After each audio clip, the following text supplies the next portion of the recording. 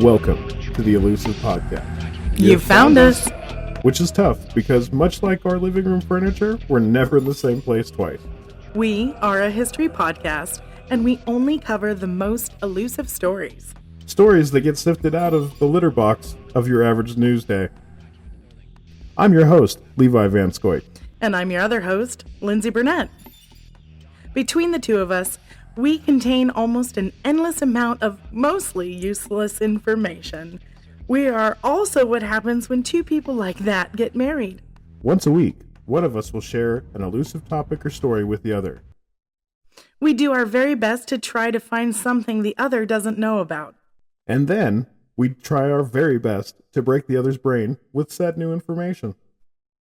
And this is as good a time as any to hand out our existential warning to whomever or whatever is listening to this right now. On this podcast, we often cover things that aren't super good for our daily mental health. If you feel like you need to take a break, go out and touch grass, please do. Listen, we get it. Some of this stuff can be pretty rough. That being said, buckle up, Lyndsay, because have I got a topic to cover with you this week? Bring it on. This week, we're going to cover a group of things that shouldn't be here. Things that cause damage to the world by being in the wrong place. Oh. Today, we're going to talk about invasive species. Species? Let's start by asking, Lyndsay, what do you know about invasive species? Humans? No, wait. Okay. They, when they invade, they ruin things. That one. You're so smart. Yes, those are some examples, and actually, we're going to talk about a few that you have probably mentioned. See, I gave you a lot of credit here. But... Yeah, well, dropped the ball. Yeah, well, one of us dropped the ball. And a few you probably haven't heard of. The truth is, there are too many of these invasive species to cover here. So if we don't get to your personal favorite, just know, we feel really bad about it. All right, as Americans, we come in contact with things that evolved and developed in places that are not the U.S. Places that have specialized predators, bacteria, viruses, and natural partitions to keep their populations at bay. But because of the global market and capitalism, some of these things are imported either by accident or on purpose. And the devastation that they cause makes nuclear weapons look like a squirt gun filled with human spit. Well, there's a mental image. Okay. We'll go. Okay. The worst thing about this devastation is that it's ongoing. Each day, Africanized bees move farther away from the southern hemisphere. Every second, lionfish suck down bait fish from the state of Virginia all the way to Brazil and throughout the entire Gulf of Mexico.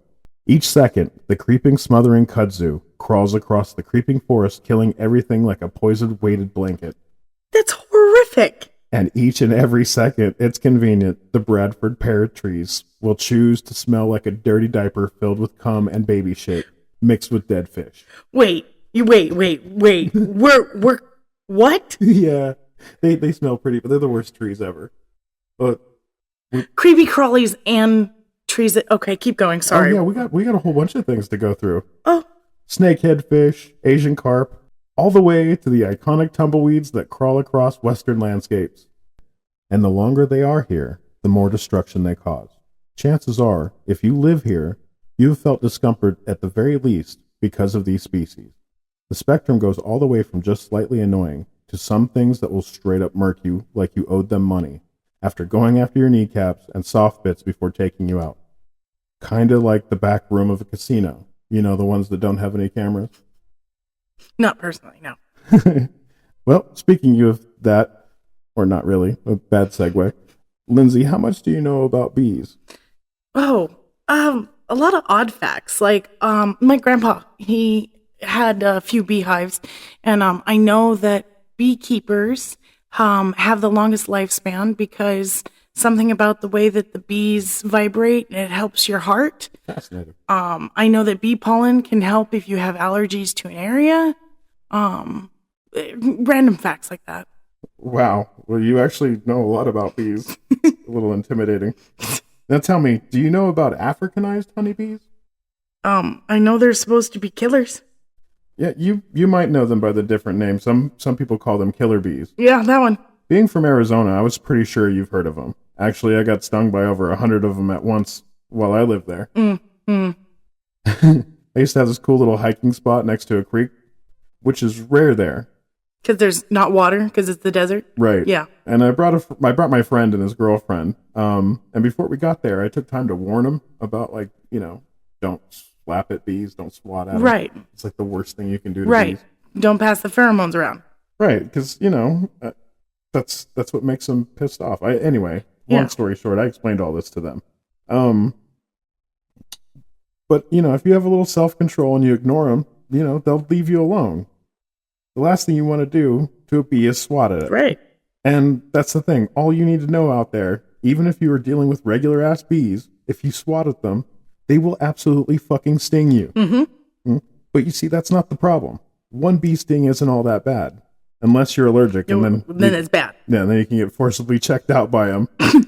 Like that Home Alone kid in My Girl. Oh. Yeah. Oh, right in the heart. Okay. Let me just say that if you are allergic, the best advice I can give you is to just walk away as calmly as possible. You see, getting a single sting isn't that bad. But to be honest, it's way harder on the bees, which actually die from stinging you. Right. Don't the stingers come out? Yeah, plus it pulls a whole bunch of bonus vital stuff out with them, too. Oh. But some of that stuff that's attached to their stingers is actually like a distress beacon, like a pheromonic signal to attack. And once those pheromones are in the air, you are good and truly fucked. Yeah, it's terrifying. Yeah, those pheromones will lead wave after wave of bees straight to you. And they will keep stinging you until you stop moving. Wait. Honeybees, when they sting you once and they die. Right. How can they keep stinging you Other bees show up and keep stinging you. Oh, gotcha. Okay. And even then, they'll crawl into your mouth, nose, ears, and keep stinging you just to be sure. Think of it kind of like prison. All it takes is a hint of disrespect and they will shank you to death. Even if that means getting the death penalty themselves. Oh my goodness. Just brutal. Yeah. Horror movie. The worst thing about these little flying anger management rejected murder flies is that they are genetically altered to be the way they are. You see, this geneticist in the late 1950s in southern Brazil, 300 miles west of Rio de Janeiro, at Rio Claro, Sao Paulo State, Brazil specifically. Okay. Yeah, I don't know. Named Warwick Kerr. Well, there's a name. Right. Warwick? Warwick. Oh, okay. Of course Warwick fucked it up. All right, continue. Who admittedly did a pretty good job of containing his experimental bees that were a combination of European honeybees and a more aggressive South African bee. He was... Okay, but he's not the bad guy. See, his assistant in one day released 26 queens into the wild. What? Did he just be free? No, so they have these things called queen excluders that go over the top of a bee box. An excluder. Yeah, so everything else can leave the hive, but the queens can't because their butts is too big. Oh. Yeah. So you gotta be this tall to get out of the ride? Pretty much, but if you're too thick, you can't pass. Like Gandalf it. Gotcha. But see, what happened is for whatever reason, this guy, he just decided to take them off. So 26 of these queen bees got out. And let me just reiterate that. It's only 26. But 26 is a lot. That's 26 hives worth. Oh my God. Yeah, but you gotta think, there's also, how many birds there are in South America. How many snakes, how many frogs, how many things that could have eaten them before they got a chance to establish a hive. 8 beehives? 8 beehives is a lot of bees. That is a lot of bees. And then I'm not good at math, but 8 is definitely less than 26. That's right. And that's a lot of bees. Anyway, whatever. Continue. So after they got out, they moved super fast at like 200 miles a year until they got to Mexico. Excuse me, 200 miles a year. North, yes. That's almost a mile a day. No, when they fly. So, I mean, yeah. And when they got to Mexico, they started to slow down. Scientists believe that they began to slow down because of the colder winters. Well, you've been to northern Mexico. Winters there can be a lot colder than people expect them to be. That's true. Yeah, it's not very tropical. But with climate change, all that changed. Dun, dun, dun. And now, with warmer winters, they're able to not just push deeper into the north, but we're able to establish colonies that can withstand the cold. Are you freaking kidding me? And then after a few generations, it seems that they've figured out how to keep the hives warm all winter long. Yeah. So as of this year, killer bees have been noted as far north as Washington State. That's far. Yeah. Oh, from Brazil to Washington State? That's almost Canada. Yeah. Well, I mean, northern Washington State is Canada. I mean, semantics on that end, but still. Not only are these bees more aggressive, but they also displace their super chill European cousins. Because they're killer bees? Right. Okay. Which, to be fair, are also invasive species. Okay. But they're an invasive species that we've gotten used to having around. Wait. The European cousins are invasive too? Oh, yeah. As a matter of fact, these little guys prop up a multi-billion-dollar international honey market. And so when the mutant invaders from the south started killing and displacing these gentler money-making bees, that's when people really started paying attention and started trying to actually do something about that. Mm. And as time would reveal, there isn't a whole lot they can do about them, aside from removing hives when they find them.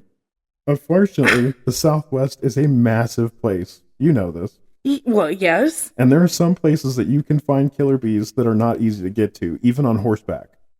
Well, wait. So, like, since Arizona is massive, how do they build their hives? Well, like if they find like a hollow cactus or like a hole in the ground. Oh, so they could be literally anywhere. Well, they're built for this. They're built to find out hollow places and just build combs. Just new fear unlocked. Yeah. Yeah, like some of the places that are hard to get to are like in the Superstition Mountains, which I'm sure you want to talk about at some point. Yeah. Oh boy, do I have stories for that? But yeah. But since then, a whole industry has popped up to remove these mutant menaces. Really? If you look, you can find bee removal in most states now. Not only are they destructive when they stab you with their butts, but they also build their hives inside of structures and can sometimes chew big old sections of the structure away. Even when you take the hive out, which can cause damage. The damage done by the bees can also make some places uninhabitable. So they're destructive and killer and angry. And nightmare. Yeah, sounds like my little sister. Oh, burn. Big love to you, Raina, if you're listening. But now, we should focus on the stabbing part of the menace. Stabby. Something I was alluding to earlier. Okay. So after I told them at length what they could expect if they swatted at the bees. Oh. He did it anyway. Oh. Also, did I mention that this genius was also allergic to bees? And, but he was also 4 beers into a 12-pack. Oh my God, did he have an EpiPen? No. Okay. So when he swatted at that first bee, you could hear it. The sound was like when a concert is about to start and they start, to turn the sound system all the way on. It was like this vibration that went all the way through the air. I mean, you could feel it. There was like no time to think. I yelled at them to run, which they did, but right at the water. Bad idea. Right. I barely had enough time to yell at them that was the last place they wanted to be. And so they started running up a hill instead, and they left me with this massive pissed off bees. So they led the bees to you? Pretty much. And I'm the guy Great that friends. warned them to be chill around the bees. Of course. Now, I know I told them not to go into the water, but when the bees hit me, that's exactly what I did. We had no other choice. I mean, everybody's got a plan until they get hit, and I got hit, and I was like, oh, that hurts a lot. I don't like that. But before I hit the water, they stung me probably 20 times. And then I dove under the water. Now, as a kid, I could remember the cartoons, like I don't know, like Peter Pan and like Robin Hood, all were running from bees, and they used like a little breathing tube. Yeah, the little reed or whatever. Yeah. So I figured, but I also knew that they won't go away. There's no reeds like that in Arizona, though. Right. So I tried to do that, but like every time I surface, they just start stinging the crap out of my lips. Going down your lungs and all my nostrils, my eyelids, all of them got just nailed. But so yeah, I can actually confirm that that's a real thing that they do. They will actually hang out right over the water and just wait for you to come out. But now here's a fun fact about me. But my grandfather was a Navy diver. And one of the first deep divers for the Navy, actually. Oh, that's cool. Yeah, and my Uncle Benny was also in the Navy and also a certified diver. But he chose to be an engineer instead of a diver. I myself also was in the Navy, but I specialized in operations. Anyway, long story short, we used to have these little competitions around the dinner table to see who could hold their breath the longest. Now, Oh, that sounds like fun. it was a lot. Not to brag, but more than a few times I was able to beat my grandfather, but it didn't happen often. My point of all this is that I can hold my breath just a bit longer than your average human. Okay. Yeah, like free divers and pearl divers, they make me look like an amateur. But you still eventually need to breathe. Right. Anyways, so I was fairly sure that I was holding my breath for at least a few minutes at a time before having to surface and get some air. Now listen, these little bastards, as soon as my lips broke the surface of the water, they started stinging me, going into my mouth, my nose, stinging my eyelids, and then I would dive back down and hold onto a rock. Oh my God. Which was really hard to do. And so as I watched from underwater, they just massed over me where I'd just been stung, and they just got thicker.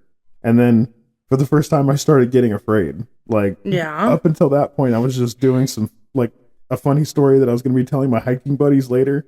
And it took until that moment at the bottom after you've already okay, now you feel fear. At that point, I'm just like, my life is in danger.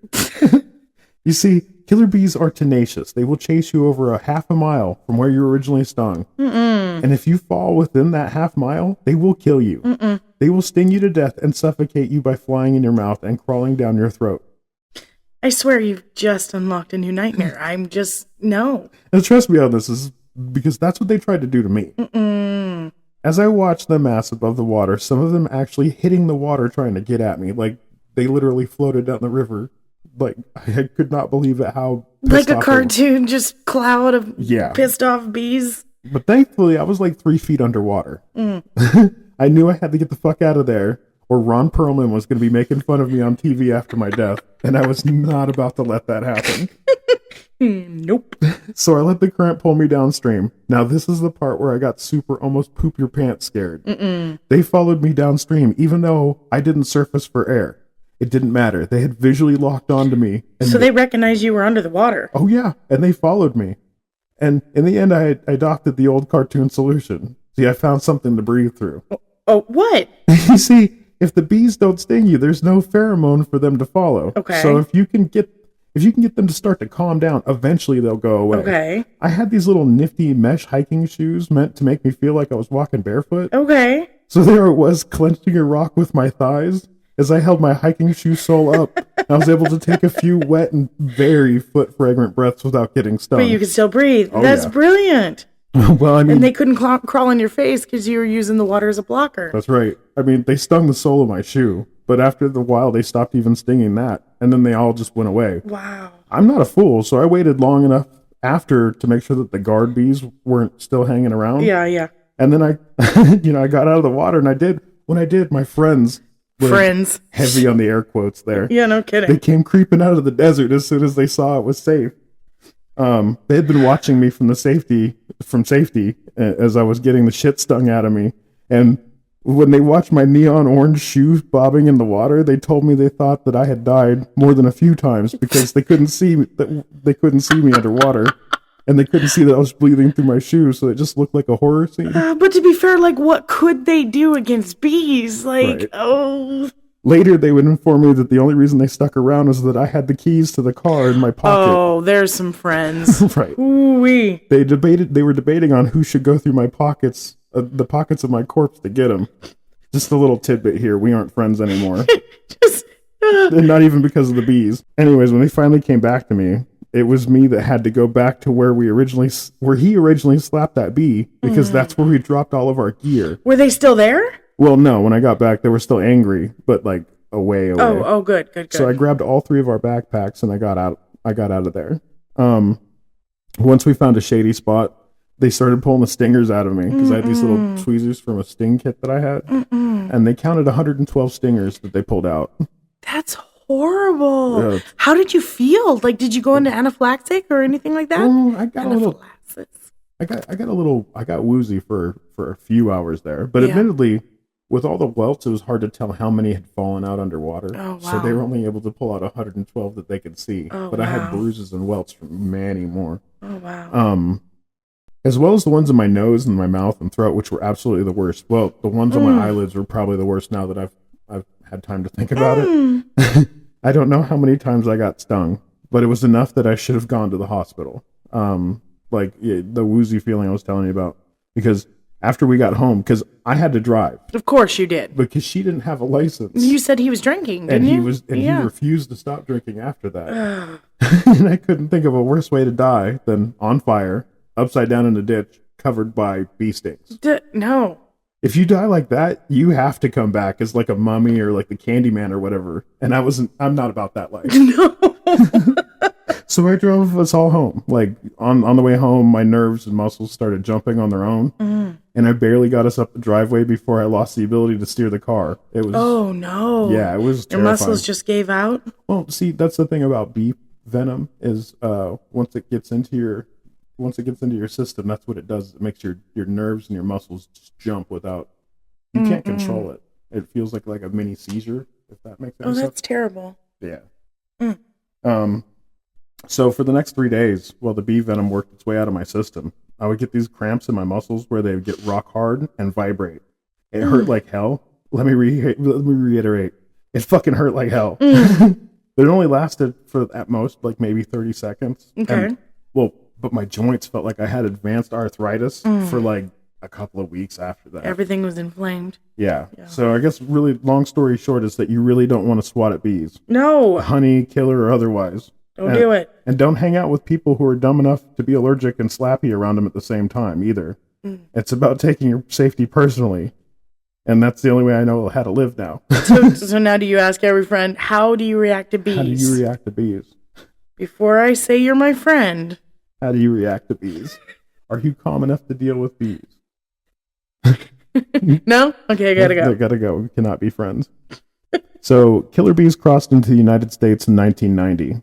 Okay. And after they got here, it seems all the fear and anxiety were easy to forget once they decided they couldn't do anything about them. So now we just kind of live with them.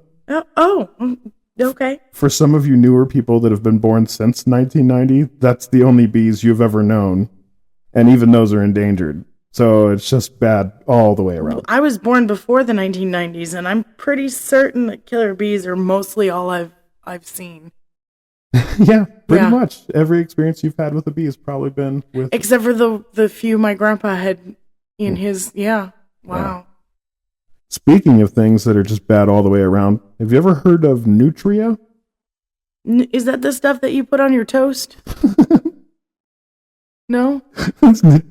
Well, I mean, if you are in southern Louisiana, you might put nutria on your toast. No, it's not the right thing. Well, you're thinking of Nutella. Oh, okay. Before we get too deep into nutria territory, maybe now would be a good time to take a break. Perfect. Let's do that. We'll see you in a bit.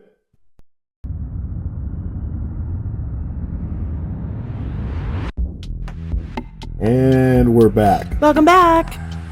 So we were just talking about nutria, which are what happens when humans look out at nature and think, you know what? You know what I see when I look at all this nature? Lost profits. Ooh, the American way. We should be able to shoot something out here and make money for doing it. Hee-haw! So, in the late 1930s, they were introduced to Louisiana to increase the fur trade. No, wait, you weren't kidding? No. While traditionally beavers and muskrats were trapped here for their fur, I guess they just weren't enough. So these enterprising reverse Pied Pipers brought the nutria in, and the rest is history. Picture a rat that looks kind of like a beaver, but without the smoosh tail. That's basically a nutria. So like 30, 40 pounds? Oh, they're pretty big, yeah. Okay, so, pardon my brain for a second. When you were saying a rat, I was thinking, yeah, okay, it's a rat problem like they have in New York. But this thing is like what you think of is in the sewers in New York. Like the mutant, major, huge rat, like 30, 40 pounds. Like a small dog? Okay, so let me put it to you like this. You're on TikTok. Mm-hmm. You're on capybara TikTok. Oh, yeah, they're so cute. They look like a smaller capybara with a rat tail. Yeah. Now I don't know how I feel about it, but it's still a rat. Yeah, they're still kind of cute. Okay. These mud rats, originally from Argentina, are voracious eaters and burrowers, both of which are real problems for Louisiana wetlands. You see, they burrow into levees, banks, and dams, so when the storm surges from hurricanes hit, they get blown out by the water. Oh my gosh. And because of their sheer numbers, they can live along the entire length of a dam or a levee. So instead of a little chunks being blown away by floodwaters, big old massive sections crumble away, some of which can never be fixed. The other thing they do is they eat the vegetation that the wetlands are made of. Oh, no. And once that stuff is gone, the soil just kind of drifts away into the Gulf of Mexico. So they till up everything? Yeah. Oh. That soil, which was literally created by the Acadians a few hundred years ago. So they used the same techniques the Dutch used to reclaim the land from the sea, building little dams and floodplains, and then diverting the water off the land.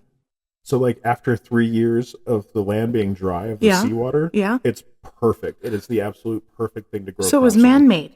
Oh, yeah, absolutely. Oh. So if you look at the boot of Louisiana, most of the lower ankle part, that's all reclaimed by the Acadians, or for the most part. Acadians, okay. Yeah, which were the original. So they came from Nova Scotia. They got kicked out of Nova Scotia, which was a French colony, and they went all the way down to Louisiana where they found their homeland. This is where the Cajuns and... Oh, yeah, okay. Thank you. I appreciate that. Yeah. So after 3 years, the soil is just the best for growing just about anything. Yeah, so all of this is hemmed in by levees to keep the salt water out. Okay. Like these little dams. Okay. Which is important because salt water kills the wetlands. Oh. Let me say that again for emphasis. Salt water kills the wetlands. Okay. Yeah. So when these little levee looters root their way through them and the storm surges come in, salt water comes in and kills it either right away or the waters eventually recede but still leave like briny water inside of the levees. This salt water added to the constant eating of the vegetation by these rodents because they have to keep their constantly growing teeth worn down. Oh, no. Or they'll grow into their brains and kill them. Look it up. Oh, my God. I wrote a whole book about this stuff. Yeah, you did. Anyways, add the salt water to these furry eating machines to something else almost as detrimental as them both. Put them together with these canals that the oil company literally cut through the wetlands. Oh, God. So they could move their barges back and forth to the oil rigs offshore. I mean, there's also oil rigs in the wetlands themselves. Wait, so you're saying on top of these rats ripping up the soil and causing holes, the oil industry is making holes in the wetlands. Oh, big old highways. Which kills the soil. Oh, yeah. Oh, okay. Yeah. Okay. I mean, there's also oil rigs in the wetlands themselves, too. But I think that's a whole last episode on its own, you know? Yeah. Suffice to say that paired with the oil companies and the invasive species, the wetlands are dying and the soil under it is washing out to sea. Oh, God, that's not good. As a matter of fact, you should go look at a map of Louisiana that takes into account the erosion of the wetland. Oh, I saw that the other day. It's insane. Yeah, compared to the boot-shaped state that we're all used to seeing. And it's all ankle now. Yeah. That's it. If you picture it like a boot, it's all the way up to like, and not even that, like the stealth ankle socks. You know, the little ones, the no-shows? Yeah. It's bad. We're talking high white socks there. The whole foot is gone. Yeah. And then Deepwater Horizon happened on April 20th, 2010. Also, it's Ava's birthday is April 20th. Yeah. Ava. When it blew up and caused the rig to sink into the Gulf of Mexico, the blowout preventer, which is like this guillotine-like pipe gate that snaps shut and caps the oil well, it had a wiring problem which led to a battery failure. But it's okay because it had a backup. Okay. But that also had a wiring problem. What? Yeah. So it was like two redundantly. So basically made by the lowest common bidder. Okay, gotcha. Pretty much. And so that fails, and it caused the blowout preventer to malfunction in the open position. So for like 87 days, the well just blasted oil into the Is Gulf that what of that Mexico. was all about? Oh my God.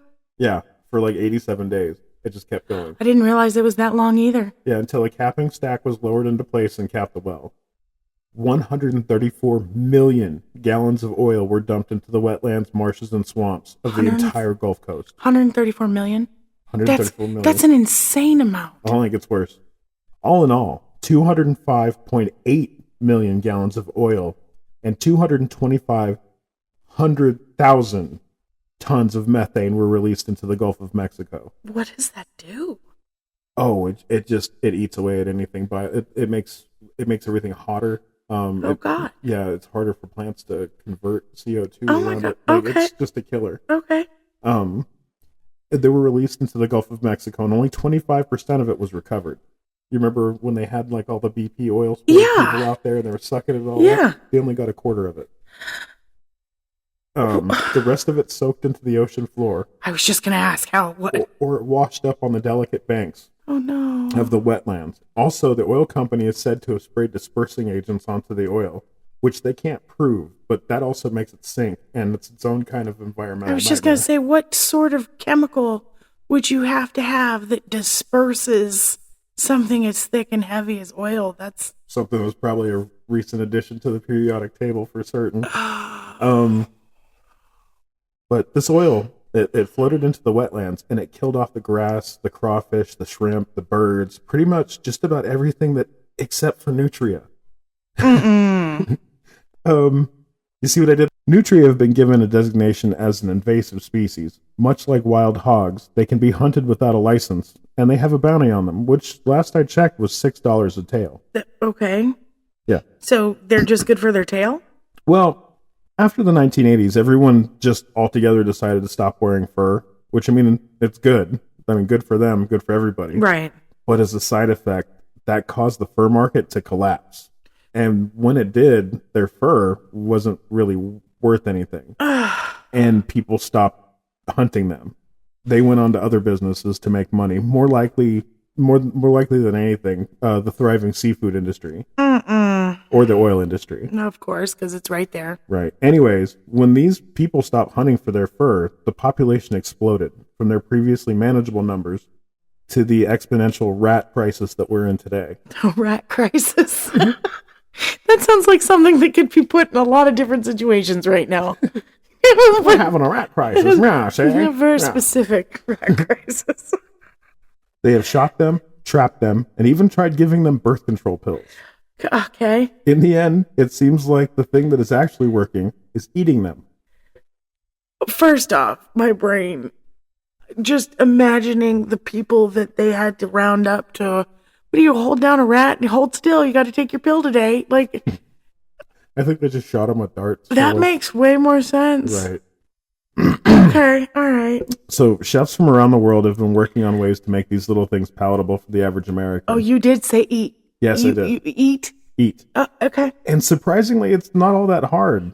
Like most invasive species, it seems that they're delicious. I mean, 30, 40 pounds. Yeah. And the sausage that they make from them have worldwide appeal. Okay. So for now, it looks like the more ways they find of utilizing them might actually lead to managing their numbers and eventually taking back the wetland. That's actually interesting.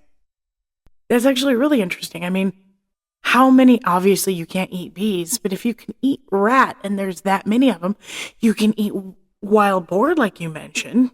Not wild boar, wild pig. I haven't mentioned that yet. Oh. Well, then we're taking that out. Taking all that out. Really interesting. Well, yeah, but since you mentioned the wild hog epidemic, guess what we're going to talk about? Anyways. Suey? That's right, the lionfish epidemic. Hard pivot. Okay, cool. Lionfish. All the way from coastal Virginia, all the way down to Brazil. Sorry, I'm a little excited. I just found out about this one. Coastal Virginia to Brazil? Yeah. Wait. Lionfish, aren't those the severely toxic, spiny, pretty fish? Yeah. You know the ones. Didn't you want one of those? I want one of those so bad. I actually cover that in the script. If you let me get to it. It's right here. Easily one of my favorite aquarium fish. And if I'm being honest, if I'm making a fantasy saltwater tank, it would probably be my centerpiece. There it is. That or a blue-ringed octopus and a couple of clownfish. But I digress. The lionfish, also known as the scorpionfish, is this big, beautiful, lightly tanned spotty fish with these huge fins that stick out. It is really pretty. Yeah.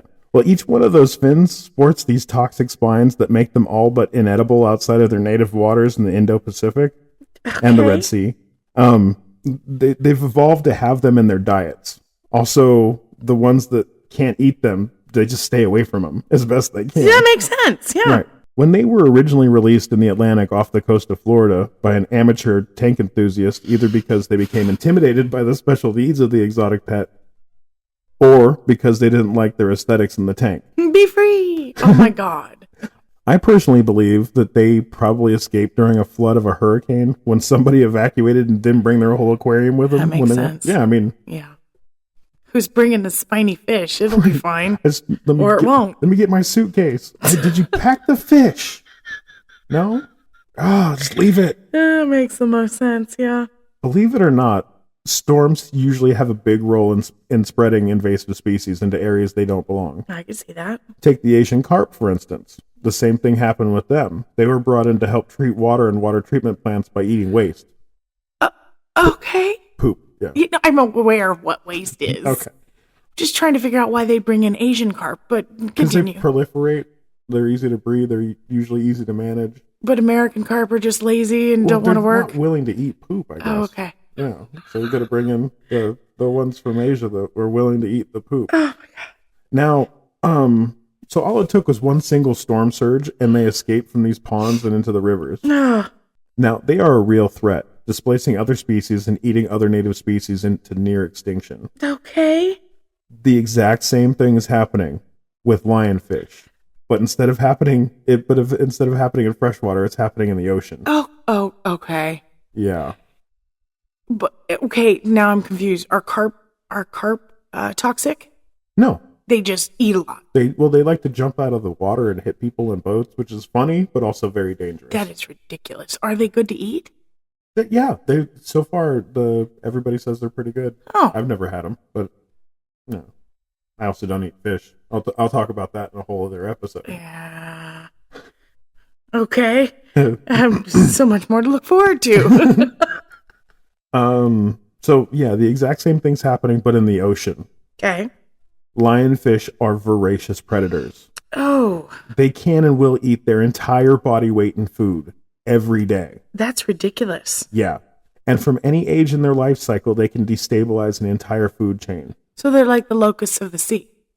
They're actually worse than locusts. Oh. Because, see, when they're little, they'll suck up just about anything, including larvae from coral, jellyfish, or other fish, and it wipes out an entire generation of new life on a reef. And it only gets worse the older they get, because then they start hunting the baby fish, the fry, the adult fish, the barber shrimp, like everything. So they eat as they grow. Yeah. Yeah. And then they start to eat just every single step up the pyramid of the food chain. They kill it all.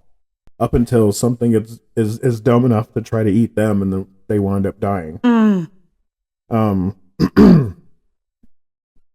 Ecological groups have called them the worst invader on the planet. Oh, for real? As their numbers have climbed into the realm of nightmare.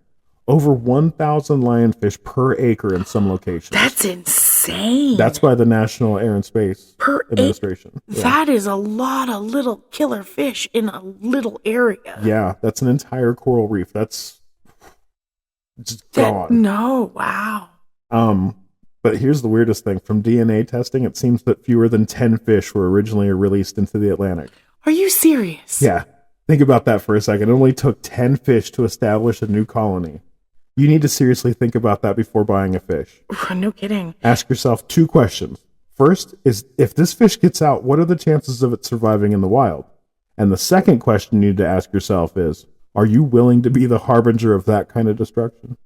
Well, I was just going to ask, because like lionfish, they're tropical, right? Yeah. But you said they got out in the Atlantic, and the Atlantic is cold. But they got out right in the tropical zone. But you also said they're from Virginia all the way down. Virginia, right. Is that tropical? Subtropical, yeah. So they were able to live in an area that they technically weren't able to live in. Well, they tolerate it, but they also migrate around a lot. They'll move. They don't establish. I feel like you're dancing around my question. You see, because the waters off the coast of Virginia are subtropical, so it means that it's right on the edge where it's being fed by the northern moving warmer water from the equator. Oh, okay. Yeah. So that's why they tolerate it. Okay, got you now. Okay. Right. Okay. Yeah, I mean, you have to ask yourself that when you have an aquarium fish. Like I fucking love saltwater aquariums. Like I have a clownfish tattooed on an anemone on my forearm. Yep. Yeah, he does. But if I lived in a coastal city or even a place that had kind of salty water around me, I refuse to have any kind of fish that aren't already part of the natural order in that area. Makes sense. Yeah. Now, we live in Las Vegas, so any saltwater fish is probably okay. Probably. But even here in Las Vegas, you have to be careful. Freshwater fish they can be a real problem around here. Right. Multiple times in my lifetime, piranhas have been caught in Lake Mead. Excuse me? Yeah, piranha. You heard me right. And I've swam in that lake. Yes. Luckily, it doesn't seem like they have a breeding population, and I haven't seen another one caught since April 17, 2017. That is really soon. When one was caught in a pond in Boulder City. Okay. Yeah. All right. My point is, if it's freshwater fish, don't release it into the wild, no matter what.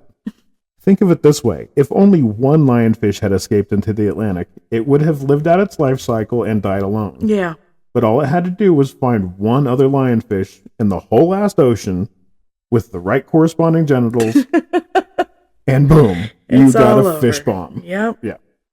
And that's all it took. And now look at us. Great. The good news is that, like all invasive species I've come across so far, you can eat them. And apparently they're delicious. Okay. Well, so only the spines are poisonous, and their skin is a little toxic too. But once you take that off, I mean, because you're filleting it anyway. Oh, okay. Fascinating. They have a white flaky meat that's easy to prepare and takes flavoring really well. The other thing they're doing is now they're spearfishing them and teaching local sharks that they can eat them without fear. Oh, wow. Wow. Yeah, they're actually, so far this has been the most effective weapon against them. And so I guess when you can't beat them, I guess you eat them. Yeah, so they spearfish these lionfish, and then they coax the sharks around them to like eat them.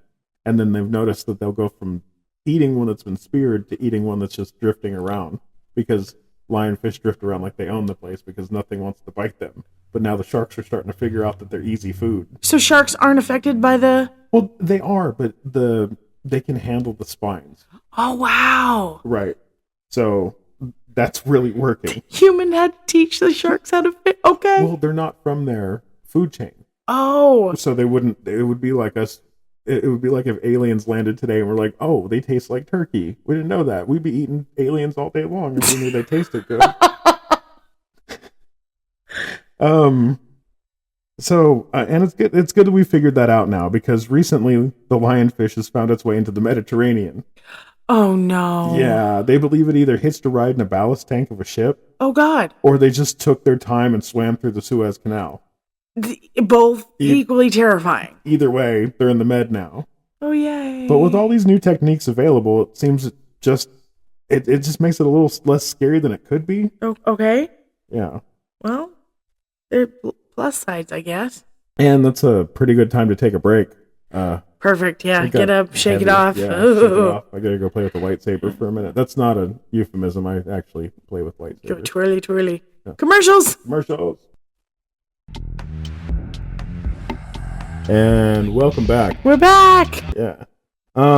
So that's gonna be it for us today on the invasive species. It's been a lot. But we'll be back next week with another episode where we'll cover some more of the animals that are causing destruction across the world. Oh, yay!